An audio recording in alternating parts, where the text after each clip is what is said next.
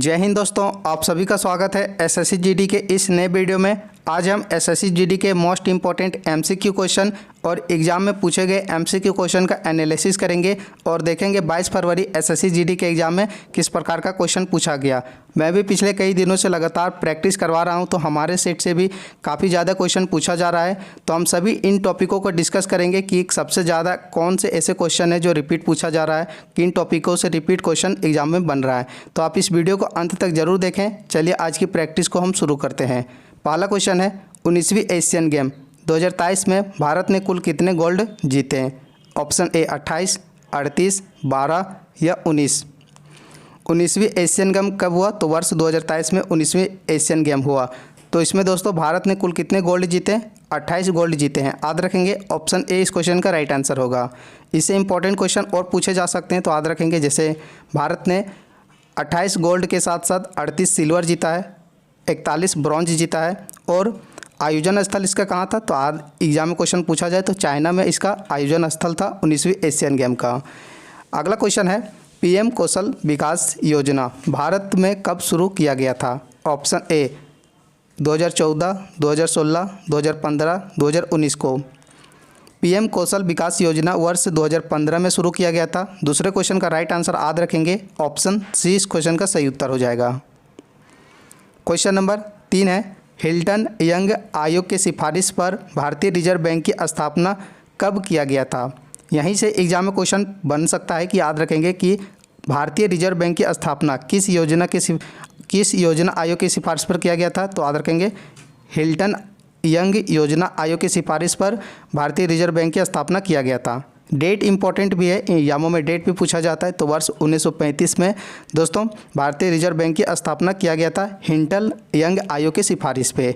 और हम इससे जुड़े एमसीक्यू क्वेश्चन को देखेंगे। जैसे प्रथम गवर्नर कौन थे भारतीय रिजर्व बैंक के? तो सर ऑसबोर्न स्मिथ आरबीआई के प्रथम गवर्नर थे।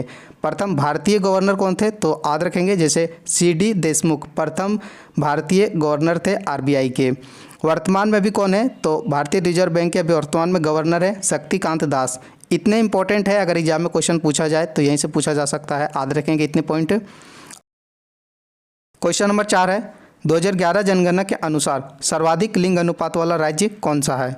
ऑप्शन ए हरियाणा, केरल, राजस्थान या पंजाब। दोस्तों सर्वाधिक लिंग अनुपात वाला राज्य कौन सा है? तो केरल। राइट आंसर हो जाएगा इस क्वेश्चन का ऑप्शन बी। और आज 22 फरवरी के एग्जाम में क्वेश्चन पूछा गया कि न्यूनतम लिंग अनुपात वाला राज्य कौन सा है? तो इस क्वेश्चन का राइट आंसर हो जाता न्यूनतम लिंग अनुपात वाला राज्य है हरियाणा। और मैं एसएससी जीडी के स्पेशल 2011 जनगणना से संबंधित जितने भी इंपॉर्टेंट क्वेश्चन एग्जाम में पूछे जाते एक वीडियो में कवर करवा चुका था, और वहीं से सबसे ज़्यादा क्वेश्चन पूछा जा रहा है। तो आप उस वीडियो को जाके जरूर कवर कर लेंगे।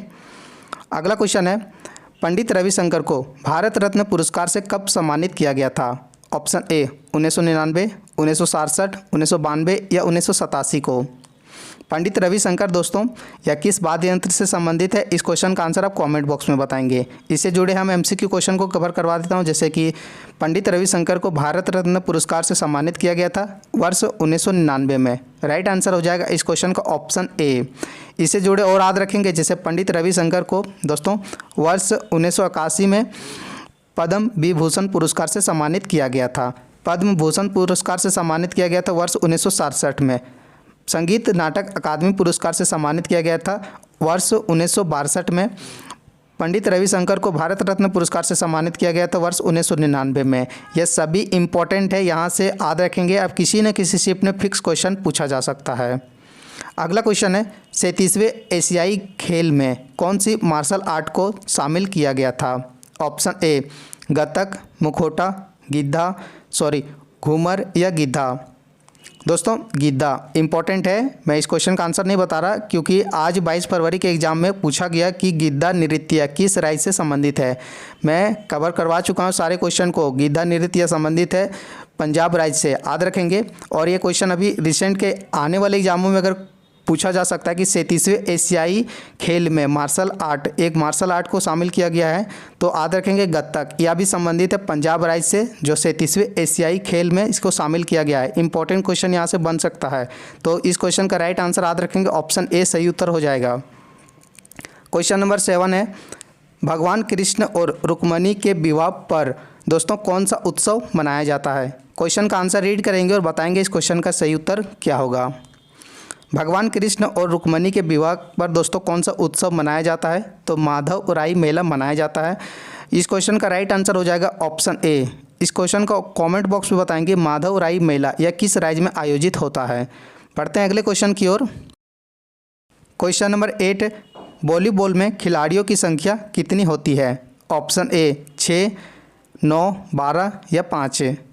याद रखेंगे आप कि दोस्तों ये मैं जितने भी एमसीक्यू क्वेश्चन का प्रैक्टिस करवा रहा हूँ सभी के सभी एक्सपेक्टेड है।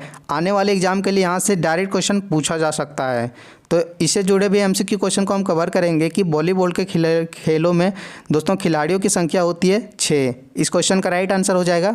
और इससे जुड़े एमसीक्यू क्वेश्चन याद रखेंगे, जैसे वॉलीबॉल के दोस्तों लंबाई होती है, खेल परिसर की लंबाई होती है 18 मीटर, चौड़ाई होती है 9 मीटर। और वॉलीबॉल जो होता है, वॉलीबॉल का वजन कितना होता है, तो 260 ग्राम से 280 ग्राम के बीच वॉलीबॉल का वजन होता है। याद रखेंगे आप। Question number 9, playing to win पुस्तक के लेखक कौन है। ऑप्शन ए सचिन तेंदुलकर, कपिल देव, सानिया मिर्जा या साइना नेहवाल।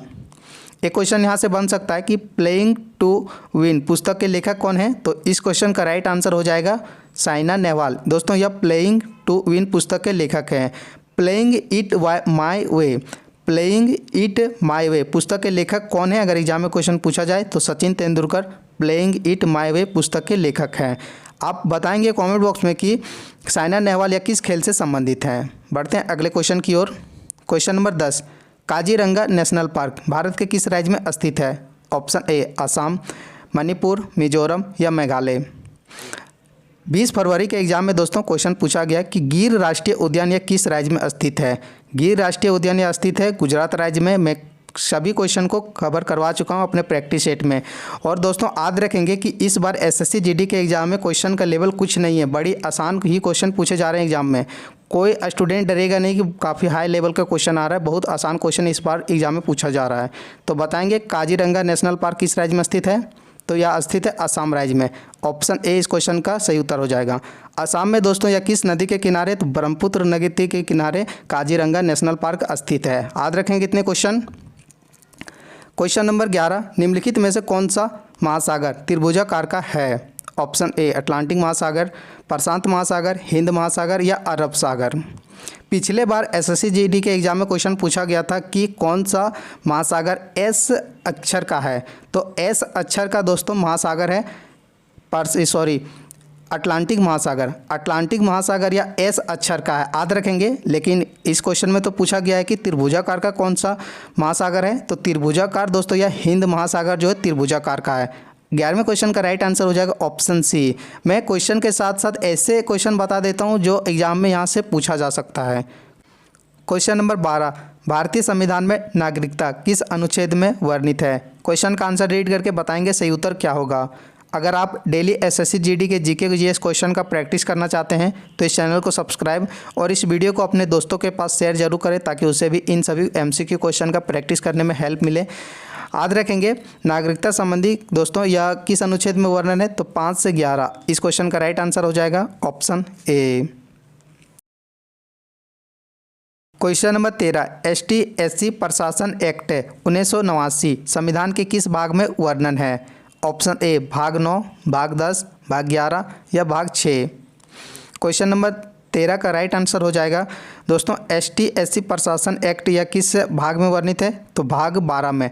अगर एग्जाम में क्वेश्चन पूछा जाए किस अनुच्छेद में वर्णित है, तो 243 में या अनुच्छेद में वर्णित है ST/SC एक्ट है। याद रखेंगे इतने क्वेश्चन। क्वेश्चन नंबर 14, भारत के वर्तमान में आर्थिक सलाहकार कौन है। ऑप्शन ए बी अनंत नागेश्वरम, कृष्णमूर्ति सुब्रमण्यम, बलवंत राय मेहता या सुरेंद्र सिंह। अभी वर्तमान में दोस्तों भारत के आर्थिक सलाहकार कौन है, तो बी अनंत नागेश्वरम भारत के वर्तमान में भी सलाहकार हैं। याद रखेंगे आर्थिक सलाहकार हैं B Anant Nageswaram. Option A इस क्वेश्चन का सही उत्तर हो जाएगा। यह सभी कुछ ऐसे इंपॉर्टेंट क्वेश्चन थे जो एग्जाम में पूछे जा सकते हैं, याद रखेंगे। अब हम 22 फरवरी के एसएससी जीडी के एग्जाम में पूछे गए एमसीक्यू क्वेश्चन को कवर करते हैं और देखेंगे किस प्रकार के इस बार एसएससी जीडी के एग्जाम में क्वेश्चन पूछा जा रहा है। पहला क्वेश्चन एग्जाम में बना था, रुक्मणी देवी अरुंडेल यह किस शास्त्रीय नृत्य से संबंधित है? तो दोस्तों यह संबंधित है भरतनाट्यम शास्त्रीय नृत्य से, याद रखेंगे। अगला क्वेश्चन बना था, अंजुम चोपड़ा यह किस खेल से संबंधित है? तो अंजुम चोपड़ा यह संबंधित है दोस्तों क्रिकेट खेल से। इंपॉर्टेंट क्वेश्चन है और यहाँ से बना है क्वेश्चन। हरित क्रांति से जितने भी इम्पोर्टेंट क्वेश्चन थे मैं पिछले ही वीडियो में कवर करवा चुका हूं दोस्तों। हरित क्रांति का शुरुआत किसने किया था? तो हरित क्रांति का शुरुआत दोस्तों पंजाब राज्य से हुआ था। एस स्वामीनाथन ने शुरू किया था, याद रखेंगे। और एस स्वामीनाथन को इस बार भारत रत्न पुरस्कार से भी सम्मानित किया गया है, इतने क्वेश्चन याद रखेंगे। और दोस्तों योजना आयोग का शुरुआत कब हुआ था? तो वर्ष 1950 में भारत में योजना आयोग का शुरुआत हुआ था। मैं जब पंचवर्षीय योजना के टॉपिक को कवर करवा रहा था तो उस समय बताया था कि योजना आयोग का शुरुआत वर्ष 1950 में किया गया था और इसके अध्यक्ष होते थे भारत के प्रधानमंत्री। मैं पिछले ही कई वीडियो में ऐसे क्वेश्चन बता चुका हूं जो अभी एग्जाम में डायरेक्ट पूछा जा रहा है, तो याद रखेंगे दोस्तों। अगला क्वेश्चन पूछा गया था, गांधी इरविन समझौते पर हस्ताक्षर किस वर्ष किया गया था? मैं इस क्वेश्चन को इतना बार रिपीट बताया है कि इतना बार कोई भी इस क्वेश्चन का सही आंसर लगाता। 1931 में गांधी इरविन समझौते पर हस्ताक्षर किया गया था। इस टाइप का क्वेश्चन एग्जाम में बना था, याद रखेंगे।